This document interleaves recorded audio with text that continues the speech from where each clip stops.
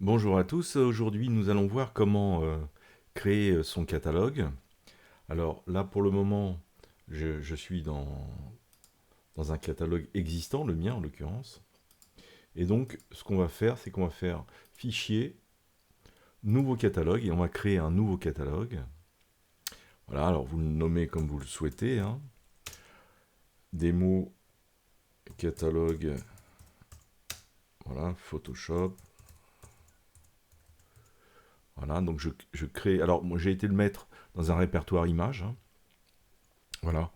Bon, moi, et ce répertoire images, il est sur le disque le plus rapide. Vous avez intérêt à avoir votre catalogue sur le disque le plus rapide.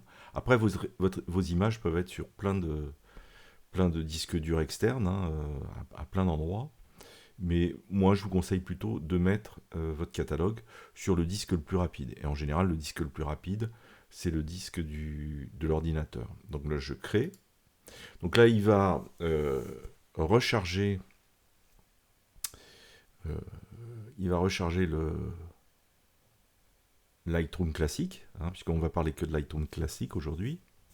Voilà. Donc là, il a créé un nouveau catalogue, donc le fameux démo catalogue. Et ici, bah, vous avez des deux côtés les deux menus. Alors, aujourd'hui, on ne va pas présenter l'interface. Je vous présenterai l'interface en détail. On va juste apprendre à créer son catalogue. D'une part, en allant chercher les images qui sont déjà sur votre disque dur. D'accord, hein. Alors, le catalogage va créer des adresses. Donc, dans le catalogue de Lightroom, il n'y a pas de photos, hein. Les photos, elles restent là où elles sont. Donc, vous n'avez rien à changer à votre organisation. Moi, je vous recommande d'avoir toutes vos photos sous un même dossier. C'est quand même plus pratique à la fois pour le catalogage, mais aussi pour vos sauvegardes. Mais bon, vous pouvez avoir des photos qui sont sur plein de disques. Donc là, on va d'une part aller récupérer les photos qui sont sur le disque dur de votre ordinateur. Et puis, on va voir aussi comment on importe des photos qui proviennent de votre appareil photo. Alors là, ici sur le côté, vous avez plusieurs onglets, navigation, catalogue, dossier. Donc là, on va se positionner dans dossier. Et puis ici, vous avez un petit plus. Voilà, vous cliquez dessus et vous faites ajouter un dossier. Voilà, et donc vous allez ajouter votre dossier image. Alors là, moi, pour l'occasion, je ne vais pas faire ça. Puisque je ne vais pas importer un catalogue entier, hein, je vais aller chercher un dossier. Voilà. Et donc là maintenant on se retrouve dans l'interface d'importation. Alors d'un côté ici vous avez en haut à gauche la source et à l'opposé mon catalogue, hein, qui est la destination. Entre les deux on a 4 possibilités d'action, c'est-à-dire copier au format DNG, mais là c'est pas le cas, hein, c'est pas ce que je veux faire. Copier, ça va être l'opération qu'on va faire à partir de l'appareil photo. Déplacer, c'est déplacer les photos. Et quand on est sur le mode ajouter, eh bien, on ajoute des photos au catalogue sans les déplacer. Hein, c'est bien ce qu'on veut faire. Vous avez vos photos qui sont existantes sur votre disque dur et vous voulez simplement rajouter les adresses au catalogue. Donc ici, vous avez toutes les photos. Là, vous pouvez décocher pour n'avoir aucune des photos et puis en sélectionner une, deux ou trois, comme vous le souhaitez. Bon, là, en l'occurrence, moi, je vais effectivement pas tout importer, hein, je vais importer, voilà. En bas, vous avez le mode grille ou le mode affichage unique. Bon, en général, à ce stade, on reste en mode grille, hein. On peut tout sélectionner ou tout désélectionner. Voilà. En bas, vous pouvez classer par ordre de capture. Bon, là, en l'occurrence, en général, on laisse. Donc, je vais resélectionner un certain nombre de photos. Donc j'ai fait la première photo, j'ai appuyé sur majuscule et j'ai cliqué sur la dernière photo. Et là maintenant, je peux sélectionner en cliquant une fois sur une des coches. Voilà. Donc là maintenant, alors vous pouvez régler ici en bas la taille des vignettes. Hein, voilà. Donc là, je passe maintenant sur le module qui se trouve sur la droite. Donc là, il me propose dans Gestion de fichiers de créer des aperçus. Alors, il existe plusieurs types d'aperçus. L'aperçu minimum, eh bien, ça va créer des petites vignettes. Hein. C'est ça qui permet de regarder les images défiler très rapidement sur le mode bibliothèque. D'accord ? Ensuite, vous pouvez récupérer le fichier annexe qui est incorporé à l'appareil photo. D'accord ? Vous avez la position standard, alors c'est celle que je vous recommande, hein, c'est de vous mettre en standard. Et puis, vous avez la fonction 1 sur 1, c'est-à-dire que c'est la photo intégrale. Moi, je ne vous conseille pas ça parce que ça va vous prendre énormément de place sur le catalogue.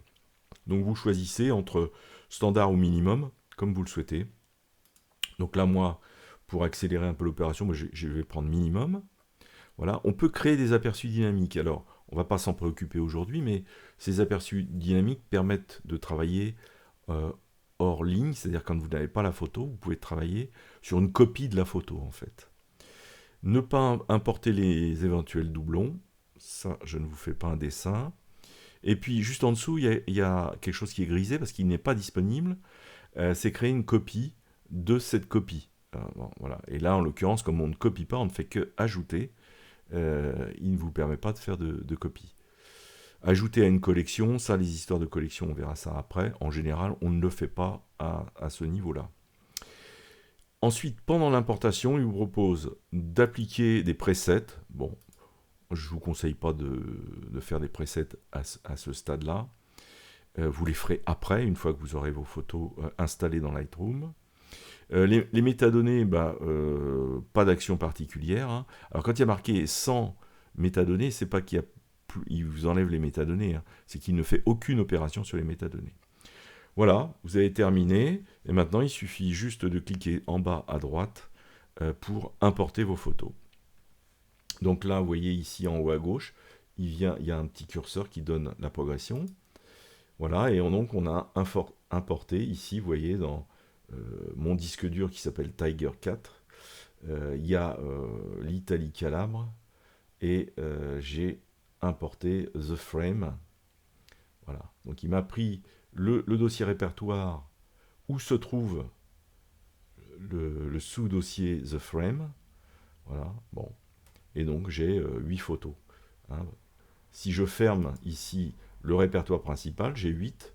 Si j'ouvre, eh bien, comme je n'ai qu'un seul sous-dossier qui contient 8, hein, c'est un sous-ensemble de Italie Calabre. Voilà, donc j'ai mes photos maintenant. Ça, c'est donc la première manière d'importer ces photos. Maintenant, on va voir comment on importe les photos. Alors, ici en haut, vous êtes en mode bibliothèque. Hein. Donc, c'est des opérations qu'on fera toujours en mode bibliothèque. Voilà, maintenant, ce que je vais faire, je vais importer des photos qui sont sur un appareil photo. Donc, je vais connecter l'appareil photo. Et ici, en bas, vous avez un bouton en bas à gauche, ici, qui s'appelle Importer. Donc, je vais cliquer dessus. Et il ouvre une fenêtre avec ici, toujours le même principe. Hein. Tout en haut, à gauche, vous avez la source. Et tout en haut, à droite, vous avez la destination. Et au milieu, nos 4 opérations possibles. Donc là, vous voyez, il me propose tout de suite de copier. Hein, puisqu'on va copier des photos dans un nouvel emplacement et les ajouter au catalogue. Hein, donc il copie et il prend les adresses pour les ajouter au catalogue. Voilà, alors bon, il y a beaucoup de photos, hein, donc je désélectionne et je vais en prendre qu'un petit bout. Voilà, je vais prendre que celle-ci. C'est la même présentation que tout à l'heure, hein, toujours en bas vous avez les options. Par contre, ici, ça va changer sur le côté, on va avoir plus d'options. Donc, gestion du fichier, des fichiers, c'est pareil, on crée les aperçus, ce qu'on a vu tout à l'heure. Renommer les fichiers, là, ça c'est important, il va vous proposer plusieurs méthodes pour éventuellement renommer vos fichiers. Alors là, ça dépend de votre stratégie. Moi, je vais vous expliquer comment je suis organisé. C'est absolument pas un modèle, mais moi ça me convient. L'organisation, c'est vraiment quelque chose de très personnel. Donc là, en l'occurrence, moi je renomme les fichiers. Vous voyez que les fichiers comportent un numéro qui est donné par l'appareil photo, dcf0012.raf. RAF, c'est les fichiers RAW Fuji. Voilà, donc moi je vais renommer. Et donc ici, dans modèle, il vous propose plein d'options. Moi j'ai choisi une option qui est un nom personnalisé, donc je vais renommer avec mes mots. Et puis une séquence, et la séquence en fait, moi j'utilise une séquence depuis le début. Je suis parti de une photo et aujourd'hui je suis à 82 000 quelque chose. Et donc cette séquence, en fait je reprends le dernier numéro à chaque fois, voilà, pour avoir des numéros uniques de mes photos. Le texte personnalisé, pardon, donc je vais mettre Italie, Puglia, Italie Sud, Puglia, Calabre. Voilà, moi je mets des noms de lieux, des noms de personnes, et je mets septembre 2022, et je mets voilà une indication de date. Donc le fameux numéro de début, bah là en l'occurrence je débute mon catalogue, donc ça va être 1. Voilà. Et vous voyez en dessous, il y a marqué un échantillon avec ce que ça va donner, donc Italie Sud Puglia, nanana, .raf, puisque c'est un fichier RAW. Voilà. Appliqué pendant le... Alors, donc voilà, c'est terminé pour le renommage.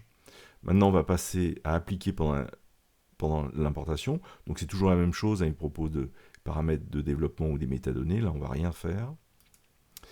Et la destination. Alors là, c'est là que c'est important. C'est-à-dire, c'est là où vous allez ranger vos images. Donc, a priori, vous allez ranger vos images sous le menu, sous votre menu images, quelque part. Alors, souvent, les photographes sont organisés en années et mois. Ça, c'est à vous de voir, vous organisez comme vous voulez. Voilà, et moi, en l'occurrence, je vais aller classer ça pour pouvoir l'effacer après, pour pouvoir sur le bureau. Voilà, mettre sur le bureau. Ok, donc je classe sur le bureau. Alors, je vais créer un nouveau dossier. Donc là, j'ai fait un clic droit pour créer un nouveau dossier dans Bureau. Voilà, donc je crée un nouveau dossier. Je vais l'appeler démo catalogue. Voilà, comme ça je saurai que c'est ça qu'il faut que j'efface. Donc je sélectionne. Donc je suis bien dans Bureau, démo catalogue. Voilà, et puis maintenant, il ne me reste plus qu'à faire importer. Tout en bas à droite. Voilà, c'est parti. Il copie et il importe les photos et en même temps, il récupère les adresses qu'il va mettre dans le catalogue. Voilà. Alors, en même temps qu'il récupère les photos, il va créer les vignettes, les petites vignettes qui vont servir à visualiser. Ce sont les vignettes que l'on voit là, qui sont en mode bibliothèque, voilà, qui permettent de visualiser les photos. Et bien voilà, nous avons vu comment créer un catalogue avec deux opérations. La première, c'est de récupérer les photos existantes qu'il y avait sur votre disque dur, mais aussi de comprendre comment on importe ces photos à partir de son appareil photo. Voilà, j'en ai terminé. Je vous souhaite une bonne journée. À bientôt. Au revoir.